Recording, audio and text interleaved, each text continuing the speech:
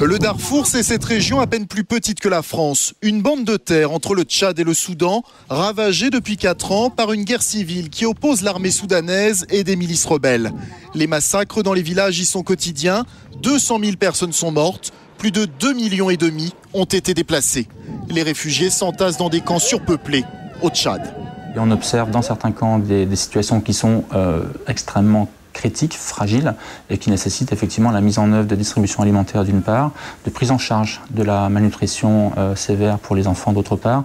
Et face au désastre humanitaire au Darfour, la communauté internationale n'a jamais imposé de lourdes sanctions au Soudan, faute de consensus et à cause d'intérêts économiques.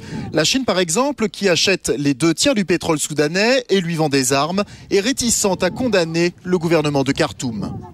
La seule solution à ce conflit, c'est une solution politique, diplomatique, négociée, qui devrait, dans l'idéal, pouvoir mettre autour d'une table de négociation l'ensemble des acteurs, l'ensemble des factions, des groupes rebelles qui sont aujourd'hui répertoriés au Darfour, et que ce sera la seule solution pour qu'on arrive enfin à une situation de paix, à un cessez-le-feu concret sur le terrain. La mise en place d'une aide humanitaire d'urgence et l'arrivée prochaine d'une force de maintien de la paix composée de 20 000 hommes suscitent aujourd'hui l'espoir, un espoir suspendu à la volonté politique internationale.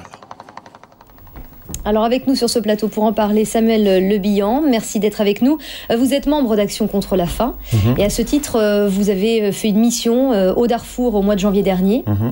Qu'est-ce que vous avez retenu de cette mission ? Dans quelle situation se trouvent actuellement les populations, notamment déplacées ? La situation est absolument dramatique, évidemment, pour les populations, mais la situation, ce qui est le plus critique, c'est que les humanitaires peuvent de moins en moins travailler librement. Leur champ d'action se réduit chaque jour. Là, ils n'ont accès plus qu'à 1/5 du territoire. C'est très dur d'aller dans les villages, dans les camps de réfugiés également ? Non, les camps de réfugiés, ça va encore, mais la situation est toujours extrêmement tendue. Il y a des incidents, alors des vols de voitures et puis des problèmes de sécurité, mais c'est surtout le manque d'interlocuteurs. C'est-à-dire comme le conflit a éclaté, il y a... faut savoir, avant, il y avait un groupe rebelle relativement identifiable. Depuis les accords de paix, ça s'est atomisé en une multitude de groupes rebelles.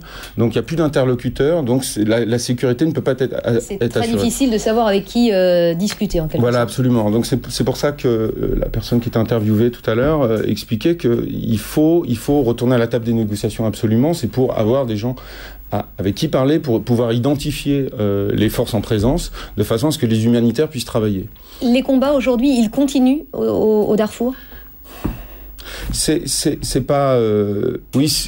en fait, c'est le gouvernement contre les groupes rebelles, mais le conflit est assez complexe parce que le gouvernement a armé donc les Janjaweed pour aller attaquer les populations directement. Donc c'est une espèce d'armée mais non identifiée un peu. Les combats continuent. Sont pas des combats officiels et c'est surtout principalement des combats contre les populations. Il y a toujours des déplacés. Vous me disiez que depuis janvier dernier, 140 000 nouveaux déplacés s'étaient réfugiés. Oui, on estime à 140 000 personnes qui ont dû quitter leur village parce qu'il a été brûlé, les femmes violées, les enfants tués. Et que peut-on faire pour aider ces populations ? Un pont humanitaire a été mis en place.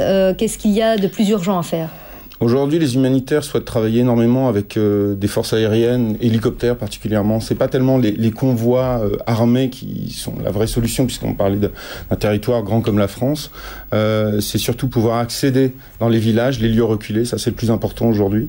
Faut savoir que les humanitaires font un travail formidable. Il y a à peu près 2500 humanitaires sur place, là-bas, de toutes nations confondues. Donc, ils tiennent à bout de bras 2 500 000 personnes quand même. Donc, c'est important. Il y a un travail qui se fait. Ils existent. Ils sont là-bas. C'est réel. Donc ça, je veux dire, chaque fois qu'on donne des dons, c'est une façon vraiment d'aider leur travail. Pour Action contre la faim, par exemple, ça représente 1/3 de notre budget. Ensuite, cette aide aérienne, ça serait l'idéal en fait pour venir en aide à ces populations.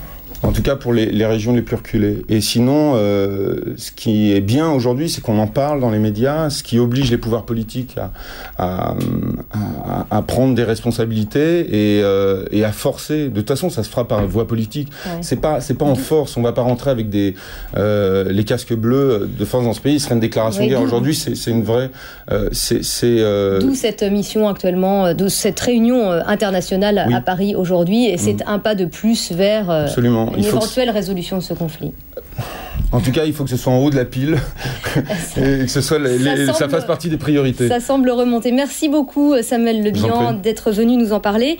Et puis vous disiez que vous étiez donc membre d'Action contre la faim. Voici le site internet sur lequel vous pouvez vous rendre pour faire des dons, www.actioncontrelafaim.org. Merci Samuel Le Bihan. Je vous en prie.